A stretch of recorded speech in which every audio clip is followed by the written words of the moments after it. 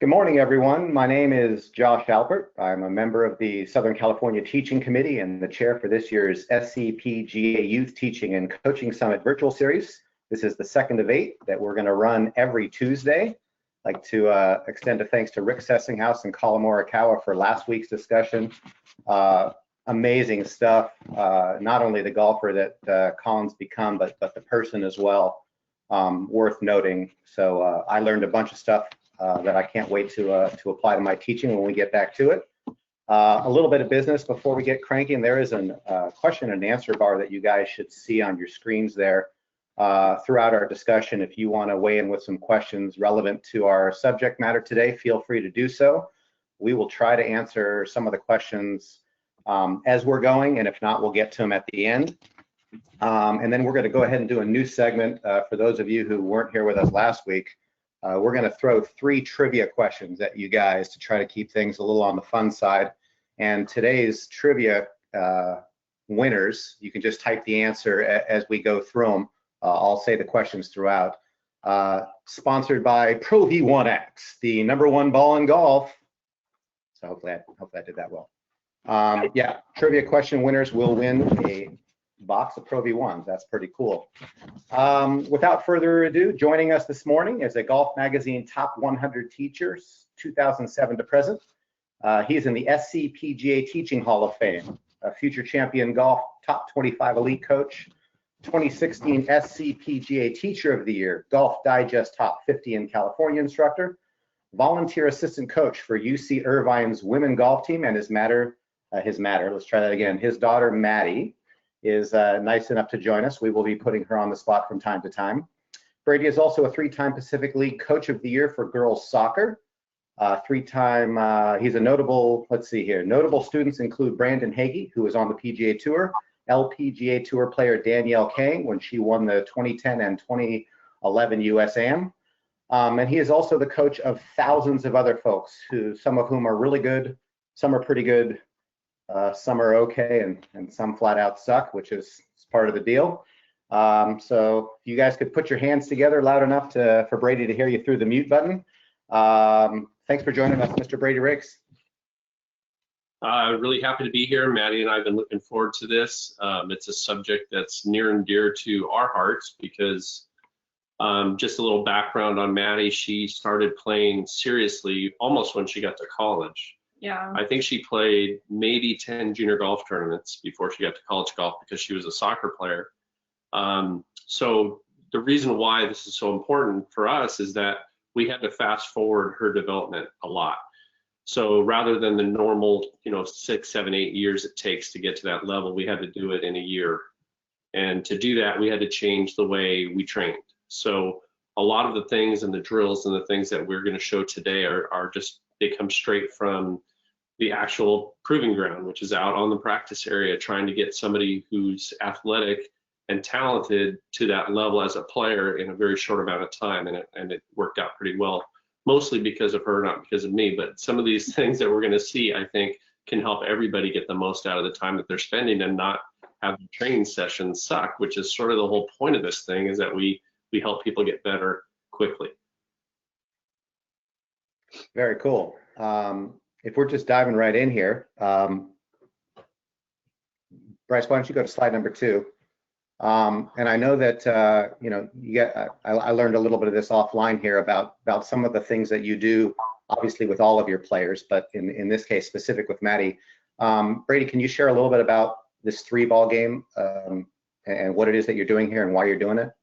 Yeah, I think one of the important things is like each segment of practice, whether it's the full swing, which we'll see here with the 3-ball game, the pitching combines that we do to work on short game, putting stuff that we do, we have sort of levels that we go through. We start with technical warm-up stuff. So like if you're a basketball player and you're sitting under the rim and shooting, 5-foot shots with your right hand, just working on your rotation, that happens before you would play a game.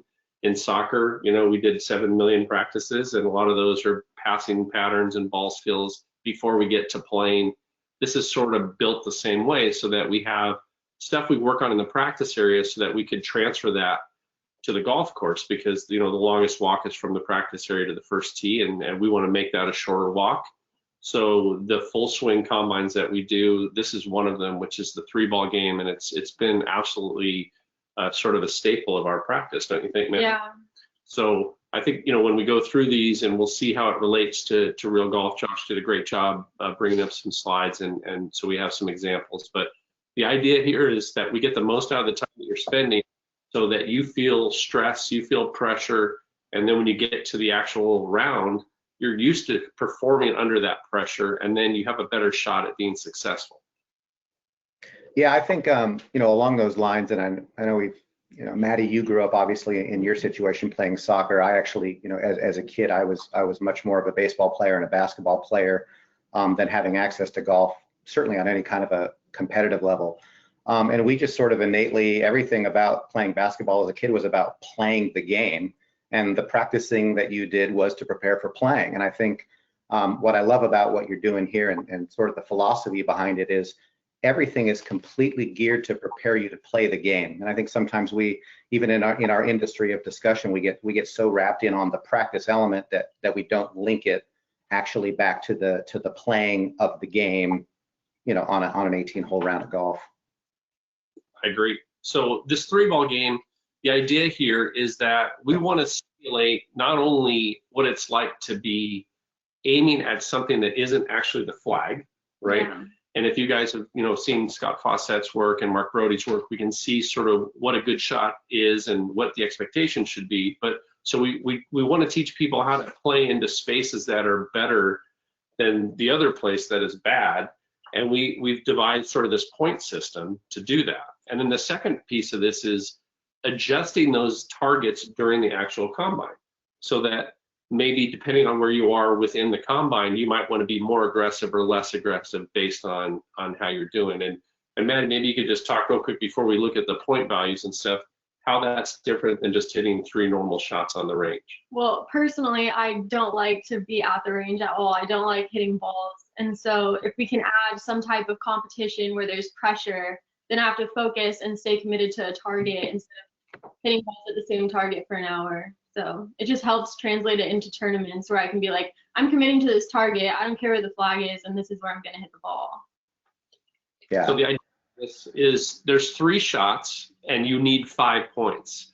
And you guys will have access to these slides later so that you can see sort of the specifics of them. But the basic idea in the picture that we're looking at right now is a combine where she's hitting a hybrid, and left of that sign that's closest to you is a -5. That's where we're trying to stay away from.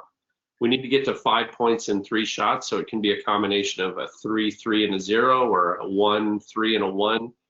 Whatever that is to get to 5 is the idea. And in all the combines, we're trying to win. Yeah. That's the goal. It's not perfection here. We're just trying to win, and we'll see how that translates to what maybe some of us were watching on Sunday, which was the replay of the Masters in 2019. The idea on this combine is that if you hit it within the 2 signs, the 3-point zone, you get 3 points. You land within the 1-point zone, you get 1. To the right, the farthest is a 0, and that's not a negative, it's a 0 for a reason. We want to be able to bail out where we want to bail out. And then anything left is a -5. So the idea here would be the first shot would be like the first shot on the first hole. You don't want to lose it on the first hole by being too aggressive and aiming right in the middle of the 3. So maybe you aim sort of in the 1-point zone, or the edge of the 1-point zone of the first one. I would aim at that sign usually. Yeah, so she aims right between the 3 and the 1, right? Now let's say she gets a 3-pointer on her first shot.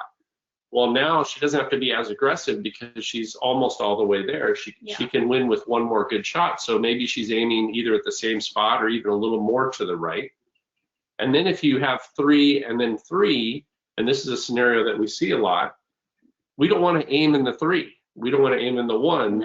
No. And I tell Maddie all the time, the goal is to win the combine. And so in that scenario, we would go to the 0. And one of the things we work on a lot is, what do you want to do? What does a good shot look like to you right now? Rather than thinking of the fact that, oh my goodness, the -5 is to the left, I don't want to go there. We're thinking about what you're trying to do. And by picking specific targets and having that be part of the routine, that just is exactly the conversation we have on the golf course, don't you think? Yeah, just being smart and not picking too much of an aggressive line. I think other than -5, the worst score to get is 9 points. because you were aggressive on your last shot when you didn't need to be. You should be aiming basically in the 0 on your last shot if you already have 6 points. Yeah, that's what I like so much about this, obviously as you devise this, is it really starts shot. Right. And like you said, in that situation, Maddie, if you hit your first of your 3 shots and you piped it down the middle and it faded a little bit and stayed inside the 3-point zone, and now you've got 3, you have 2 shots left to get 2 points. A -5 is still the only thing that's going to kill you in the game. So hitting the ball into the right area on the next shot, understanding that flag hunting, quote unquote, isn't the way that the tour player and certainly I think that the collegiate player plays. Brady, you were telling me a story about a top player, I think, along these lines who couldn't seem to win the game. What was that? What was that experience? Yeah, so I was teaching a PGA faculty class in Port St. Lucie, and I asked the best player in the class to come up and do a combine. He had a 3-pointer, a 3-pointer, and then a -5. So he failed on the last shot. And then the next combine, he did the exact same thing, 3, 3, -5. And on the third one, he did 3, 3. And then I said, are you just going to hit it in the 0 and win the thing? What are you doing? And he goes, no, because I know I can hit a 3. And I said, and that's why you're in this class, to become a PGA professional instead of staying on the Korn Ferry Tour at the time, the web.com. And, that mindset is a problem for a lot of players. They know they can hit the shot, but they're not taking the situation for what it is. It's kind of like in any sport, what's the score and what's the scenario at that time in terms of the game. And that should dictate how you're choosing strategy, So one of the things we do with this 3-ball game, let's say you go 3 and then 0. Well, now that's like being on the 18th hole and you've got to stuff it and make a birdie. You're just going to have to step up and hit a shot.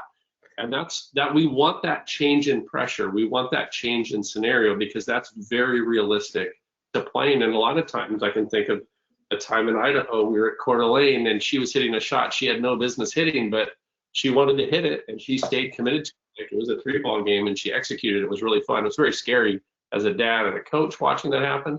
But the training is what matters. If we can train it, then we can work it out in an actual tournament. There's a question. Yeah, I was going to say, question for both of you guys here, possibly, just in clarification. The -5 in this situation, is that because that's your miss, Maddie, or is that because maybe there's out of bounds to the left? What would determine how you set that up exactly? We flip it. So we do the first round of 3 shots with it set up like that, and then we'll flip it and do it with -5 on the right. So we're training both ways. It's not based on my misses, because according to dispersion patterns, you should be missing both sides equally. So yeah, and I'm assuming that that's where the ball comes to rest, right? If you fade the ball, you conceptually could start it if you really were confident toward the -5 and bring it back to the 3, if that was your shot shape. Because the fact is, if you are a fader of the golf ball, there might be situations where you either have to start it over trouble and back into play, or start it in play and then work it away from the trouble. I like having trouble on the left. Isn't as scary to me because I know I'm not going to hit it that far left usually. Bill Holbert had a question. Bill, great to see you having a question here. I love Bill Holbert. He said, is this your starting line or the finish line? And we always talk about it as a finish line in these games. And it's where it lands. We're not worried about the rollouts. It's hard to tell sometimes from so far away. So all of these games, and when we get into the pitching combine, same thing, we're dealing a lot with where it lands rather than where it ends up. Where it ends up can be a variable that isn't determined by the player, But in these combines, we're always talking about where it lands. And we change how wide the landing areas are based on the club. So pitching wedge, it'll be harder. And then sometimes, like you see those trees in the background, we'll use the trees for the driver to do the different zones. So we change it based on the club and what would be expected. Yeah, so the dispersion of that club, the miss for that club, let's say we had a 100-yard shot. We know on the PGA Tour, the average is about 20 feet. So then we would have the scoring zone be about 20 feet, and we'd have about 3/4 of that 20 feet be 3-point, and then a little bit be 1-point. And then as we'd move further away, obviously the width of that scoring zone would change based on the length of the club and the shot that you're hitting. Right. And so if you were doing this exact same drill with a beginning golfer or somebody who wasn't as skilled, the deal is that you can play this game with any person that you're teaching. so long as you're changing the size of the zones or the points to make it relative to the player. Is that correct? 100%. And I think, what we've talked about before, Josh, is that, if you have somebody who's brand new, we still want to kind of, as soon as they have some semblance of control, not great control, but just a little bit of control over it, then we would start, having some zones to hit in.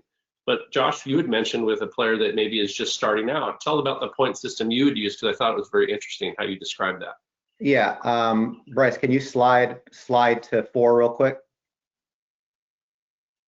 Yeah, so this is our driving range, and again, I just wanted to just sort of illustrate, this is obviously what a player would look like if they're hitting out, and there's targets out there, and it's a typical driving range. But then go to the next slide. So this is obviously, this is sort of where some of the conversation would go with students, and I would link it, for players. So similar methodology, different points, doesn't really matter. But out to the right, there's a green post. It's about 75 yards away.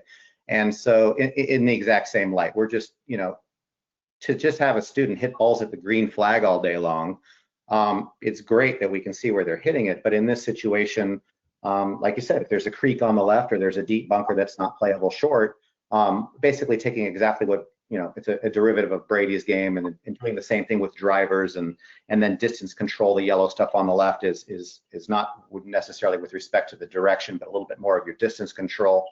But if I'm starting this type of a game out with a beginning student, and I think it's just, taking the mindset that Brady is using as a combine, a way to not just hit balls, but have it be a game and have it be challenging. Just the idea of gamifying your practice sessions is critical. If I've got a beginning student, if I've got a 6-year-old kid who's just learning fundamentals and how to play, instead of spending the lesson getting all geared into technique and technical aspects, which I might lose him, our game might be, you get a point if you finish in balance. You get a point if you finish up on your toe for 3 seconds. If your ball goes in the air, you get a point. If it goes straight, you get a point. It could be completely remedial in nature, but if you have some game that's consistent with where the player is at, then the student in front of you is playing a game. And if we can spend our time as instructors having our students play games, and we're trying to instill information and mold the clay as we can, then we're playing.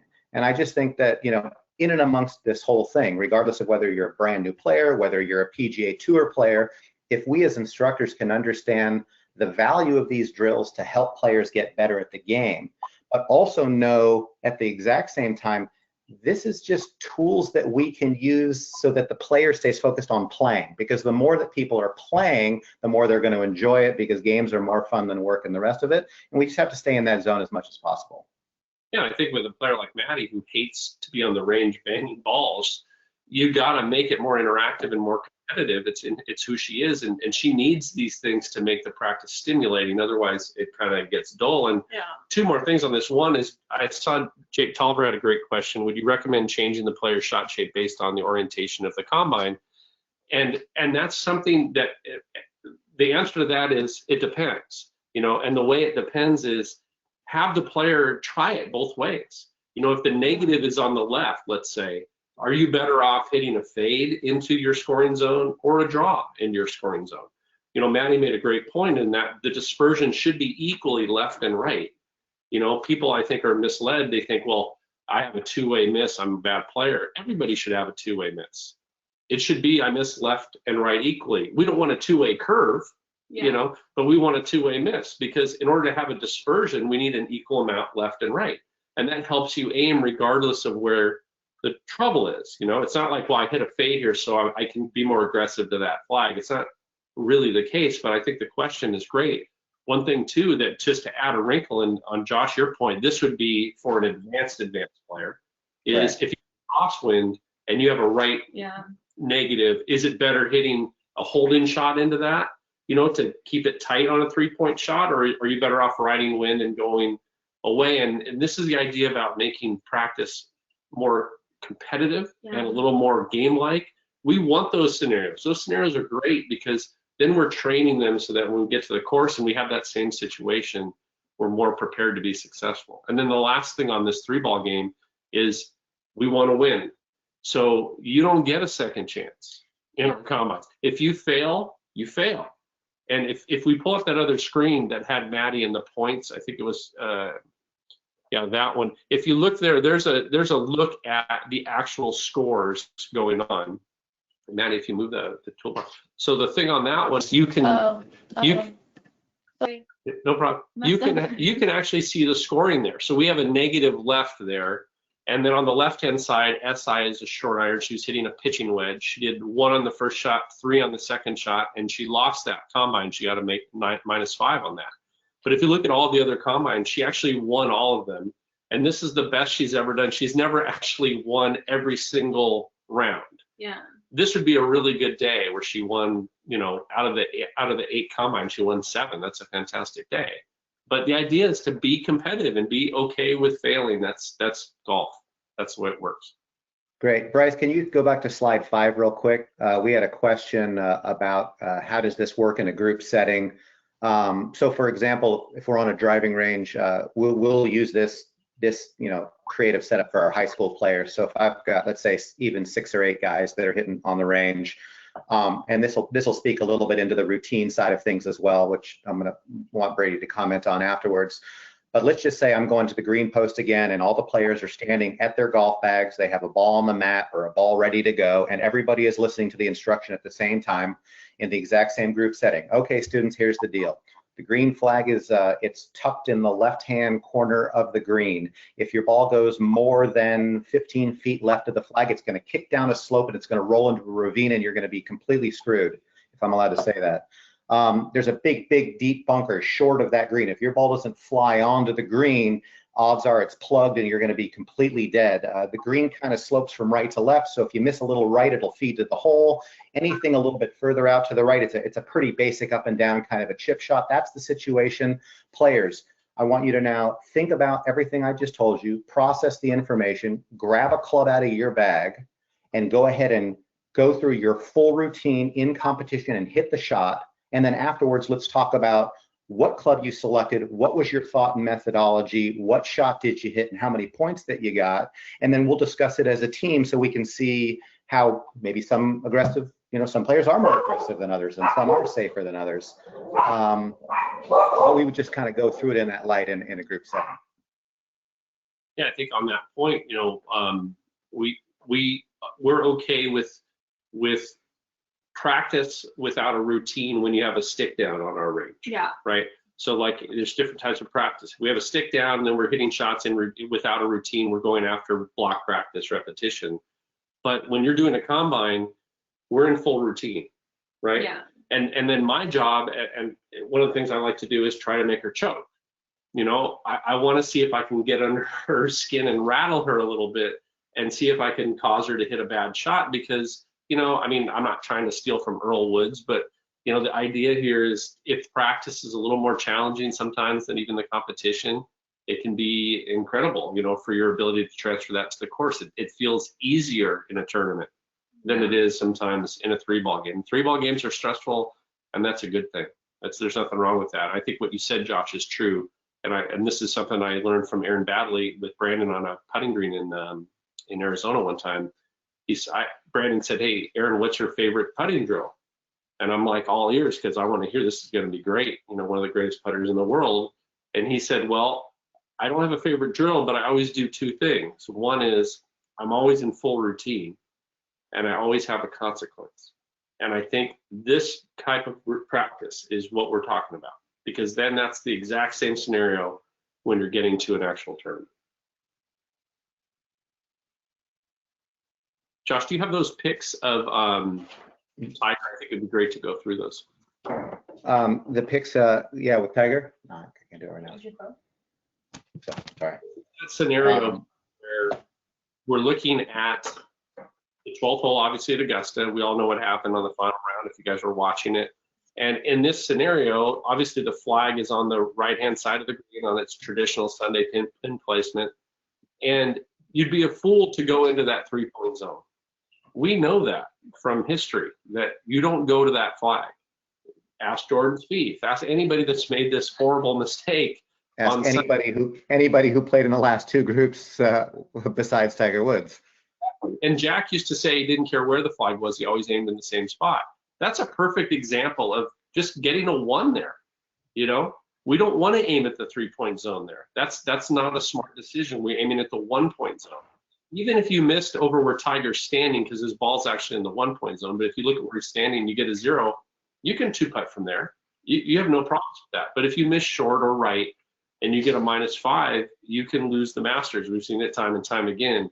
But this is a real life scenario about understanding where the target is, where your actual target is, not the flag, and how to manage that mentally, that you stay committed to the target that you're aiming at, rather than getting, you know, a last second blurb of where's the flag, I need to go stuff it here. And you can see the consequences of that. And 2 guys are standing in front of the water, and Tiger was just twirling his putter walking across the bridge. It was brutal, but you know, he chose wisely. Yeah, we've got you know, just it's part of the cool deal about the youth summit here is we have not just PGA coaches on this call. We do have some high school coaches. We have a handful of players as well.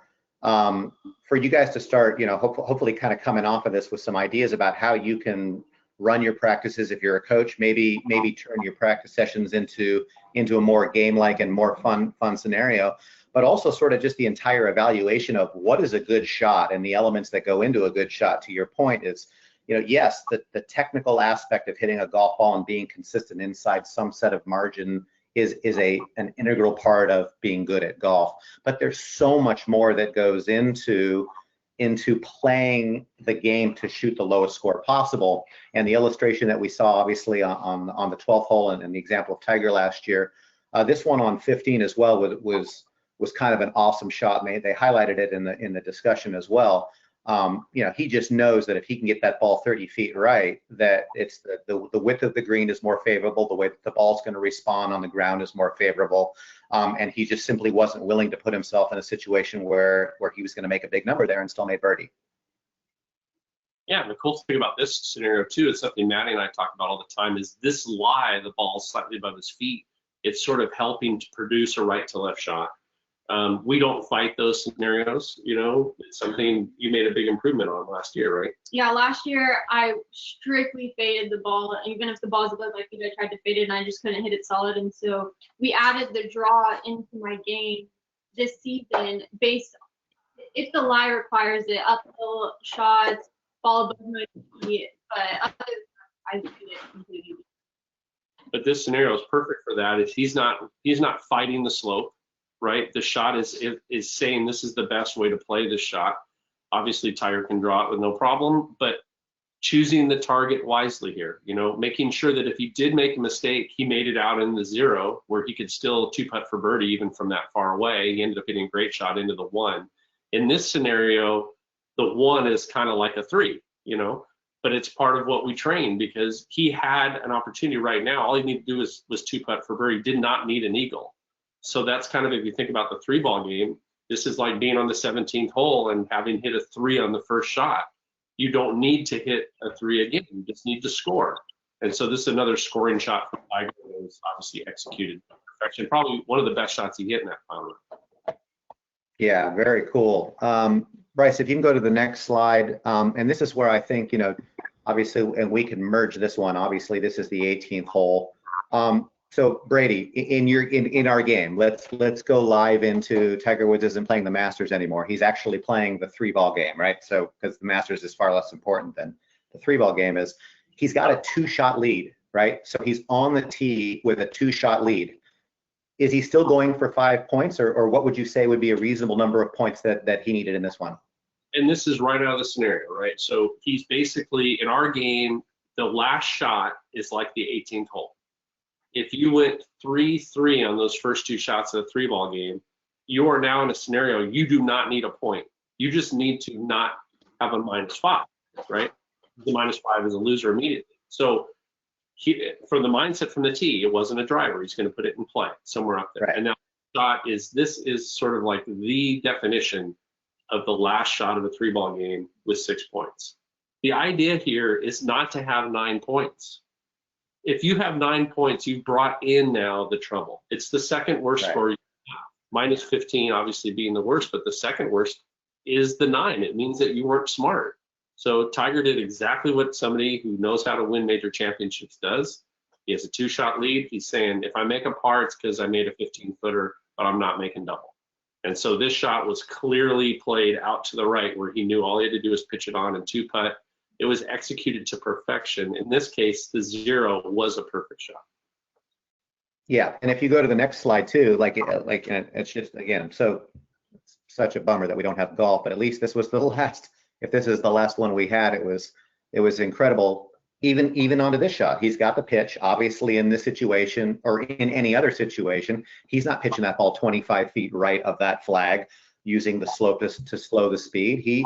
He intentionally played that ball again into a 0. Really, I mean, his proximity to the hole from that shot was nowhere near what he normally would, but under the circumstances, he hit the shot he had to hit in order to win the tournament. And I think that as players, just that overriding methodology is so valuable, and it's so different than I have to learn how to hit the ball better.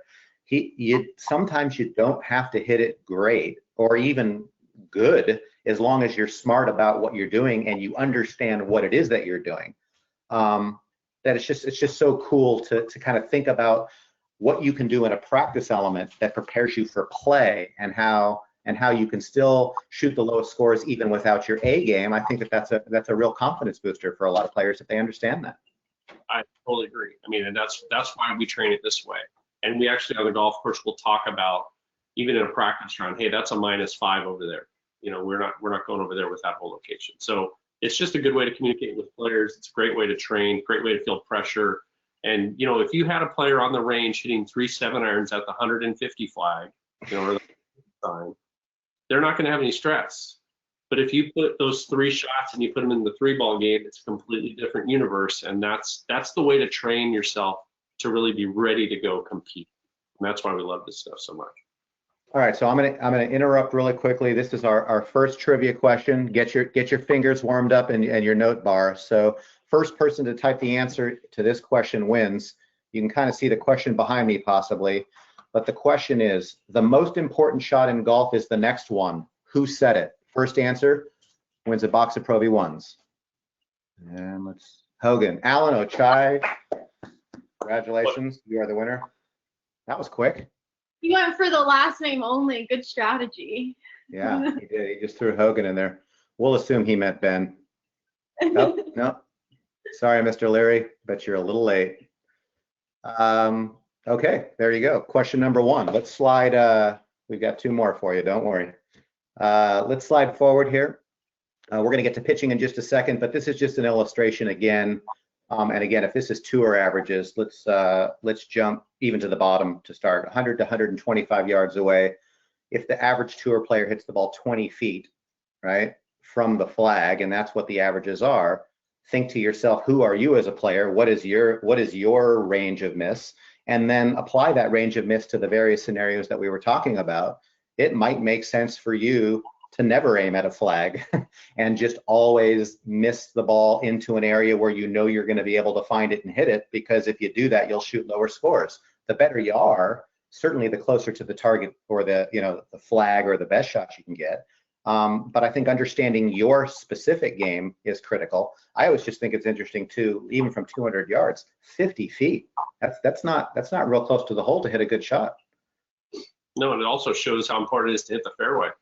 You know, it's important on the PGA Tour to hit the fairway, because obviously if you take, one of the cool things about these averages is if you think about whatever the average shot is from the fairway, it's usually cut it in half and add it to the fairway number and you get the total.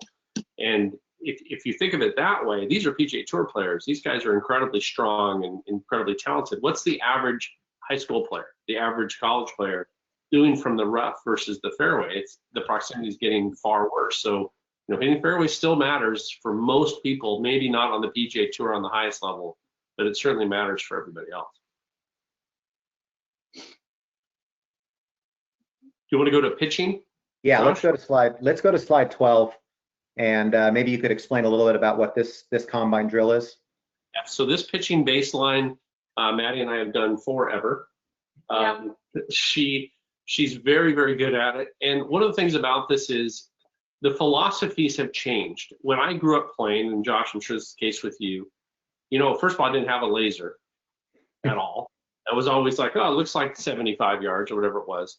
So things are very different. Kids now are using lasers from right off the edge of the green. And for a while, I thought it was ridiculous, but we've actually incorporated into the practice strategy, and that because they have access to the technology, they can kind of tell how far something is. Why wouldn't we use that in our training sessions? So this combine is basically designed to help players land the ball the distance they want to land it with various clubs. So we use the 60 degree, the 54, and her gap wedge in this combine. And we work on landing it past certain yardages, but within a certain distance close to it. You get 2 points if you land within about 2.5 yards of the target. You get 1 point if you land within 2.5 to 5 yards, 0 if it goes too far, and -1 if you land short.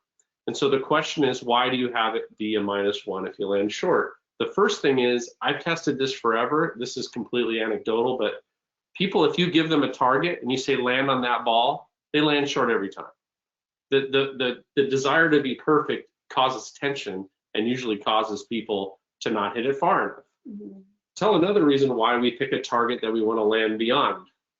Well, if you commit to the shot and you accelerate through, even if you land a little too far, you're probably landing on the green and you're getting more spin. So it's going to stop faster anyways because you're accelerating through the ball anyways. So there's another great reason. And then the final one is we play in Southern California. You can't land short. Don't land on the fringe. If you land on a Kikuya fringe, it's like Velcro. It'll come back at you. So the idea is this is designed so that you have to land beyond a target. And then on the course, what we do is we translate that into gameplay where she'll say, I'm going to land just past this mark here. So I step it out and I'll be like, okay, I have 7 yards to my landing spot, or 7 steps to my landing spot. So I'll be like, okay, I just got to land past the 5 cone. And I've hit that shot so many times in practice that just landing past the 5 cone is really easy for me now. And then the cool thing about this combine is you'll have certain, whether it's 10 or 15 or 20 yards, that you'll hit better with a certain club than you thought you might have. You know, maybe the gap wedge is really good from 10 yards and it's a club you never would have chosen. Maybe the 54 is better from 25 than the 60 degree. And by experimenting with these clubs, you get very good at figuring out which club works the best for you for those yardages. The last thing about this, and which is great, is we are on a fairway lie here at my beautiful place in Pacoima, Hanson Dam. No laughing. It's actually, I can laugh. They can hear me laugh. It's fine. The idea is this a fairway lie, but it's great out of the rough. It's great off an upslope in the fairway. It's great out of a downslope in the fairway. I'm fortunate where I teach that I have both Kikuya, overseed, and I have Bermuda. So if we're going to a tournament with Bermuda grass, we actually do the combines out of the Bermuda so that we're kind of used to hitting it out of that lie. So this is great. Again, you don't need a green to pitch to. You can do it just with grass to land to. And you don't have to really worry about the rollouts. We're always talking about landing because the firmness of the green, the upslope, downslope would change the rollout. But if you can control how far you land that ball, then you're going to get really, really good at pitching around the greens, which is, you know, a huge part of scoring. So this is a combine we love, and we've been doing it for a long time.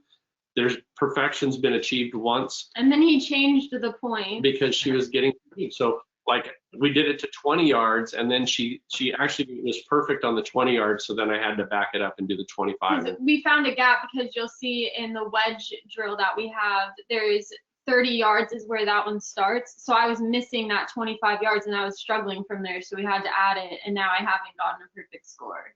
So we'll see. But yeah, it's cool to practice kind of totally game light, but also versatile.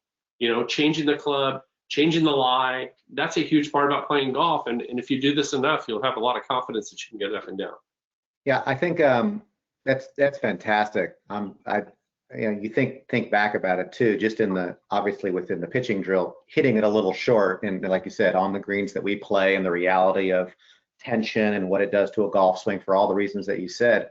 I'm just thinking quickly, you know, the application of, and especially for anybody who is not an elite player, average high school player, beginning golfer, whoever you are, think about, even just approach shots, if we move that back out, when someone's got a classic 125-yard shot to the green, if we had somebody, statting every shot they hit from 125, how many of those shots in the last 100 got to pin high? How many were past the hole? How many were short? I think, we could almost say all of us, probably for the most part, we would err with, 60, 70, 80% of those shots never, ever getting to pin high. There's some reason you can't go long. Clubbing up probably as a rule is something that all players should do. Totally. And I think up on the screen right now is the short game 100. And this is now what we would do. We take sort of the combine that we did on the practice area, and now we're going on to the golf course. And this short game 100 is a great drill. You can do it in a practice area, but we like to do it on the golf course a lot because, especially in a practice round for an event, in a college event where we know hole locations, the idea here is that you have 2 shots from each type of lie. So we have 2 easy fairway, 2 medium fairway, 2 hard fairway, the same for rough and sand. And we want to hit the shot, step it off, and then in feet, we're trying to get less than 100 feet. It's very, very hard to do. One bad shot hoses you. And if you miss the green, not only are you the distance away from the hole, but you add 10 to it, which is tragic, And then if you pull it out, though, you get a -10 on your total. And these are things that now we're transferring from the practice area. We're working on something like a 3-ball game, working on the pitching combine, but now we're having a little more randomized with the lies. We're throwing it in different places. The distances are randomized. And now we're going through the process of still having a competitive practice, but we're doing it on the golf course, which is the best place in the world to be practicing. Question just came through from Randy Chang, our Southern California Teaching Committee chairman. So thank you for this question. It's a great one. When playing these games, what kind of punishments and rewards do you use? Push-ups, ice cream, all the rest. First of all, great question. Love it. And I would just, I want to take a first stab at this one. As a generalization, all students are different. I think that, I look for myself when I was a kid. If someone said, hey, Josh, I'll give you a piece of chocolate if you could throw this rock through that little crevice at the thing, the idea for me of getting super excited about winning something and winning the game made me perform better. Like when my mindset was, if I win, I accomplish X or I get X. I got all fired up on just doing the best I could to win the game. That when you present things in a, Josh, if you don't throw this ball into that area, you have to, clean the dishes for the next 5 years every single day. The idea of losing could be, I might not perform as well if getting to choose between going for the reward or avoiding the punishment. When I work with younger players, kids, beginning golfers, the less competitive side of things, I typically try to air everything in we're playing for something good or for something fun or, push-ups, physical punishment if it's sort of in the light of the game. But that as we get more to the competitive side and things get real and we start really competing at the highest level, understanding how to control your emotions and being able to compete when the pressure is at its highest probably makes more sense to have a negative thing there because that's just real. Do you kind of feel along the same lines? Yeah, I do. I think, with us, it's pride. It's 100% pride because he's going to talk trash to me. Well done. Well played. Well played. I mess up the drills. So I have to be good. And it's also just that when I'm going into a tournament, if I felt like, okay, I did my chipping combines, I've done 3-ball game, I feel like I'm prepared and it takes away some pressure for me. Yeah, I think with some players, I've done same push-ups and those types of things too. Like I'll, sometimes if I have 2 kids, one of them will have to carry the other one's bag to the car. I mean, something silly like that I think is always fun. The best players, they want to win everything they do just because you're keeping score. My mom, who is a very good competitor and everything, she's still 80 and plays more golf than everyone in the family. And will hustle you and take your money. She will. She the thing she always says, if they're keeping score, you might as well be the one winning. Yeah, you can see how I've been raised to be a competitive athlete. So, like for us, pride is a huge, huge thing. Like I want to be able to walk to the car with her and just be in her ear telling her how great I am the whole time. And I don't want to hear it coming back, So I think it depends on your motivation is. For us, it's always just bragging rights, which I think is great. I know Brandon used to tell me stories in the Cal team that won 11 tournaments that one year, which was one of the best years of any team in history. They would play for coffee. And it was like a big deal who was buying the coffee. It's a silly thing, but it's like, the pride is the major motivator, I think. You don't want to be the loser. No doubt. All right, before we we're going to switch over to some putting drills and do the question, but our sponsor, the Pro V1 from Titleist. What? Sorry, Brady? Interrupt your commercial. Barry had a great question. She asked, do you write scores down or you just memorize? We have two ways to doing it. At Big Canyon, where Maddie's fortunate enough to practice with the team, you can't have your phone out. So these are all on the Notes app on my iPhone, and she has them on her app as well, and they're great. And these screenshots are directly from the Notes app.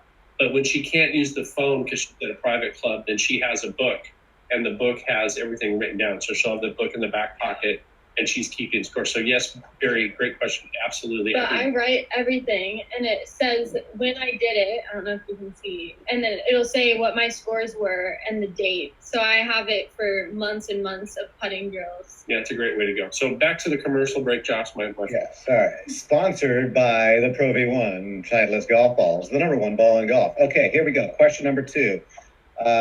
There was some disgruntled employees about the use of just the last name. You have to go first and last name on this one, so we don't have any issues. Okay. Who won the most recent event played on the PGA Tour? If anybody can remember back to when golf was actually played. No one's got it yet. Nobody's got it yet. The last event. While we're waiting for that answer, Alexia asked, what's an example of an easy, medium, and hard shot? If we said like a bunker shot, you would say an easy bunker shot is, 15 feet of green to work with, slightly on the upslope. A medium shot might be a little further away, where the ball's a little, kind of on a side slope, maybe a down slope. And then the hard shot may be plugged, or maybe on the back of the bunker with less green to work with, that kind of thing. The idea in terms of qualification of it would be, an easy shot, in our mind, the average is about 3 feet. A medium shot, in our mind, the average is 6 feet. And a hard shot, the average is about 9 feet. And that way you kind of get an idea how the 100 feet ends up working out, because it has to be about 6 feet average. So. Okay, Heidi got it. Heidi Richardson, come on down. You're the next winner. Heidi, congratulations. We know where to find you. Another member of our Southern California Teaching Committee, who apparently has the internet at her fingers, or just she's a winner. You're a winner, Heidi. Congratulations. Yeah, keep going there, Brady. Keep going. Sorry, I got commercialized there for a second. Happens to the best of us. So the pitching stuff, I think, is the idea, again, with all the practice stuff, is what can you do in the practice area, and how do we transfer to the golf course? How do we make it a little more randomized on the course so it's a little more interesting, you're not getting stuck. But on the course, again, full routine with a consequence. For us, the consequence is pride.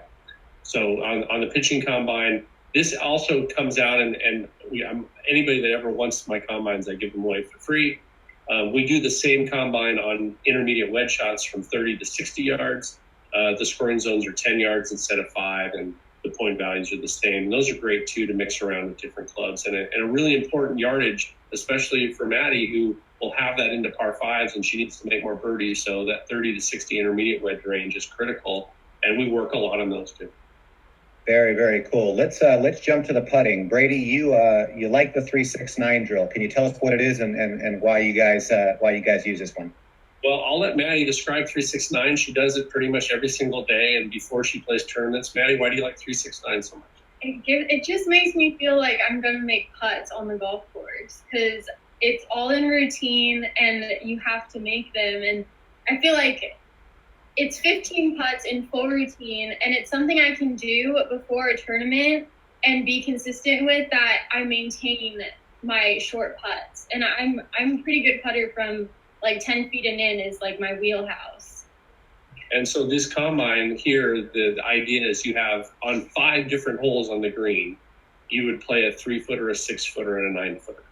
And we don't want to always start with the 3-footer. We want to start sometimes with the 9, sometimes with the 6. And we definitely don't want to be putting the same putt all the time. So in our putting, we have 5 quadrants, and we don't want to get too far into it, but the idea is we have uphill and downhill, right to left, uphill and downhill, left to right, and straight. So we're always mixing those up in this combine so that you're getting a mix of all those different putts that you have. And it's all random, and it's all in full routine. So I line up the ball, so I have to line up every single putt. It takes some time, but at least I know that I'm practicing in a full routine. And, if you're really good with that, I thought Mickelson's comments, because I don't know if everybody watched on Saturday, he was talking on the 2001 Masters that he won, and he was talking about how he had a 100-putt drill that he did around the hole with 3-footers, and in the tournament he was keeping track. He's like, okay, that was 57 for 57 or something, crazy. But when you're doing stuff like that, that repetition and the success of practice, it makes you a lot more confident when you're on the golf course, for sure. If you're not working at these, then you're probably walking into them with a little less belief than you are if you're practicing them all the time.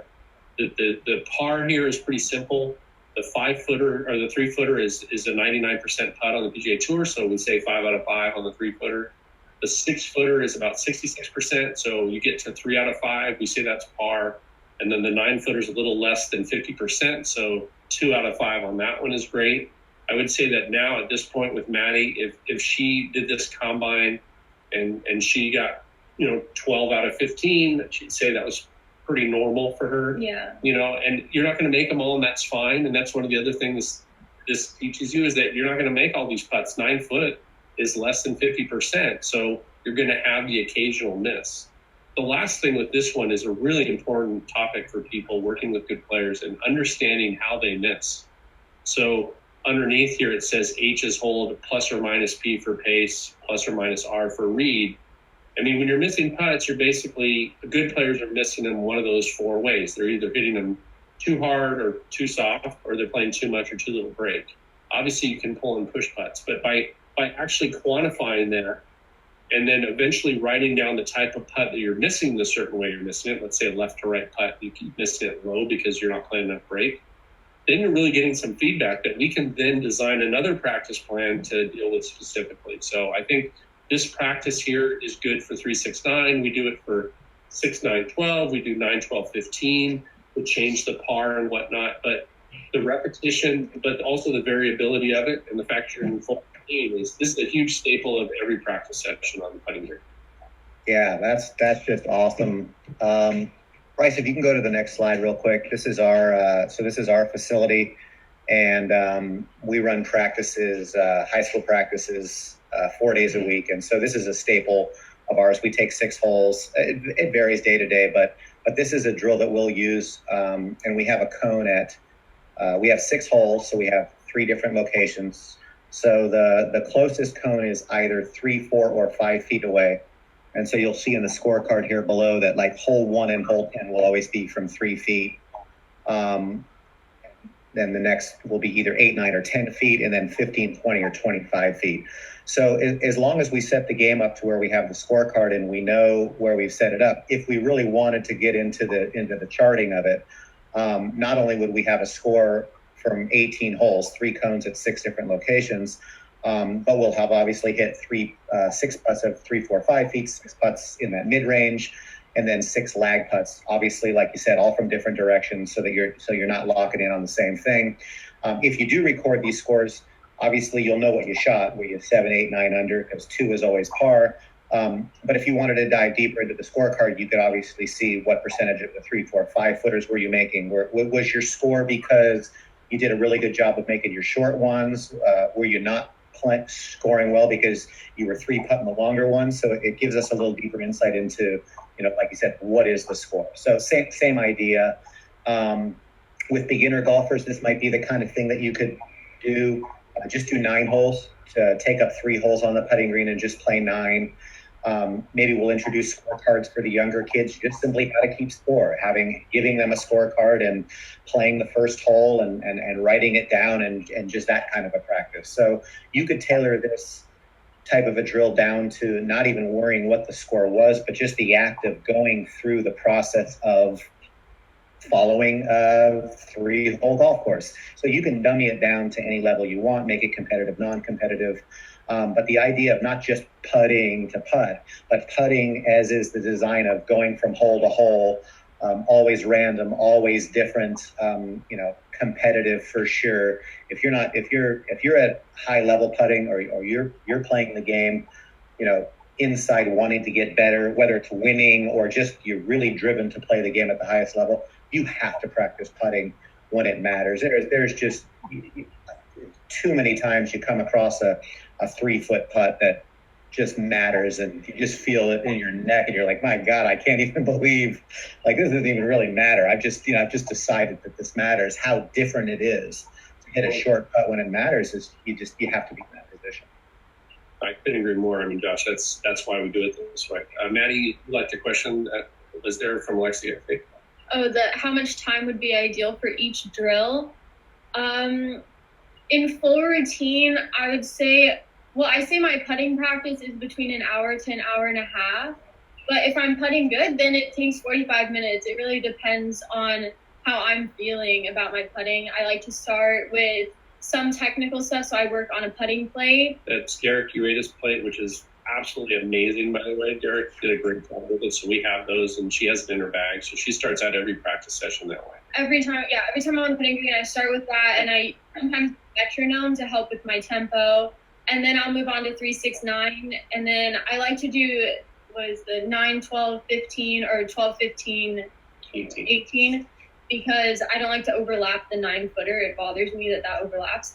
And then, so I'll do those 2 inside 20 feet putts. And then I do 100 feet of putts, which I don't know if you're going to explain that one. It's just another combine where we're working on a little further away. They're longer putts where you have to 2-putt instead of 3-putting. So that's what I would do. So it takes between 45 minutes to an hour and a half. It just depends on how I'm doing that day. If I need to go back, if I was bad at the 3-6-9, I have to do it again. So just to I'm going to move along here. We're getting close on time. I don't want to get too deep into these. I just want everybody to know, anybody who signed up for the webinar today, we will follow up with an email on the backside. You will have access to some of this information. Obviously, you can get in touch with Brady afterwards if you want to learn a little bit more about the combines. His information will pop up here at the end, so you'll have access to seeing some of this stuff. But this is the classic sort of what does the PGA Tour do from various distances and their percentage of makes, just so you have it there. When you go to the next slide, it kind of looks a little bit into the where do putts come from, and it's obviously Brady's 3-6-9 drill. And you look at some of the work that we're doing, the vast majority of the putts are hit inside 10 feet. And we look at this and we add it up here, 39, 40, 50, if more than 60+%, so 40, 50, 60, 60 something percent of the putts that we're hitting are inside 9 feet, it certainly makes sense to spend the vast majority of our time putting from the area where we have the most putts. So just stuff to think about why you practice from various distances, because it's relevant to how much you have those various distances when you're playing golf. If we go to the last slide, we built this out for you kind of intentionally, not too glamorous. On the right, putting, hardwood, you have a little carpet, whatever it might be. I've got some Post-its out there that I threw down.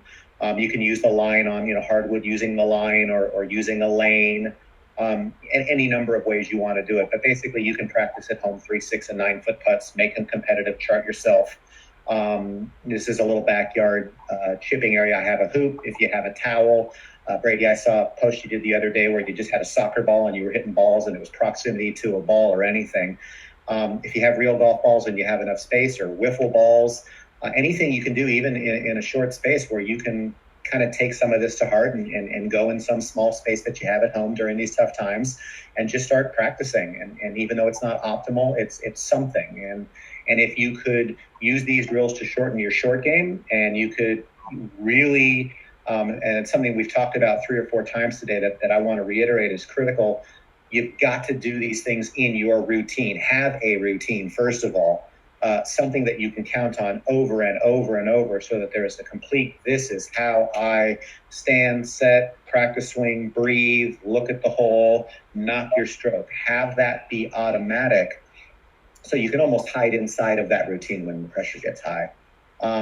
Practicing your routine, practicing your putts, practicing your short shots are things that we can do now, even though we can't go out and actually play the game. I couldn't agree more. I mean, we got to get the most out of what we've got right now. For Maddie, we wrote out a practice plan on her daily stuff. So she's a student athlete, and all the student athletes out there, I take my hat off to all of you guys and the coaches that are working with them. You know, it's an incredible challenge, but it's amazing how much being a really good athlete in the sport that you're in helps your academics, and vice versa. That discipline that you have to be able to be successful in both at the same time is admirable. And right now, because we don't have golf, unfortunately, in most places here in SoCal, we're trying to do it at home as much as we can as well. So and from my end, just anything anybody needs, please let me know. I always share my information. Ben Doyle and Greg McCatton are two of the people that I look up to in the game. Another guy, Ed Bardwin, and all of those guys were incredibly generous with their information. And I definitely try to do the same thing. But if you want to drill a combine, any of my stuff, just let me know. I'll give it to you. Let's see. We got a couple questions here at the end. Let's see if we can lock in. Let's see. I think we're pretty good here. I wanted to say, Brady and Maddie, thank you guys so much for being on here. Obviously appreciate your time, your expertise. Really, really good subject matter. I just personally absolutely love developing practice plans that allow players to become better, and just the thinking of the strategy and the different aspects versus the technical. So super appreciative of both of your time. Thank you everyone for attending with us. Remember to keep staying safe. We're not out of the woods yet, so be responsible out there. And just let you know that next week, Tuesday, April 21st, from 11 to 12 next week, we're going to do, our segment is going to be about the junior golfer journey, and it's going to be a woman's perspective. We will have Nikki Gatch, Allison Kurt, two of our top SCPGA and PGA women instructors and leaders of our game. Andrea Lee, who played for Stanford, just turned pro, was one of the top amateurs in the country, the #1 amateur at the country, is going to lend some perspective. And we'll keep you posted if we add a little bit more to that. But really looking forward to next week. Thank you so much for your guys' time today, and we'll keep at it.